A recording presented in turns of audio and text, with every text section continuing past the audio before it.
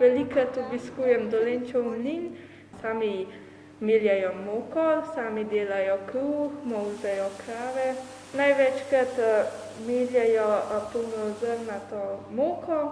Znam sama speči kruh, tudi z našo šolo smo prišli sem in smo že skupaj kot razred delali kruh.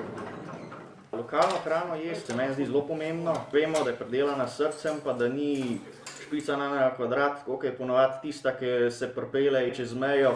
Ko mleko pijem, jaz zmeraj lahko občutim, kaj je prišlo iz tetrapaka, kaj pa prišlo direkt iz krave. V mlekarnah morajo ta mlek seveda sterilizirati, zato da mlek čim dlje ostane, da se ne skisa, ampak to mu tudi kar veliko okusa odvzame. Probam čim bolj, kolikor imam čas, na kmetijo hoditi pa pomagati mojemu stricu, zato da se ta veriga ne prekine. Vsak dan zajtrkujem, ker mi da nekakšno moč, boljšo voljo, da lahko lažje začnem dan in to šolanje trenutno nadaljava. Najraje jem kakšna jajca, ampak tudi rada imam stvari namazane na kruh.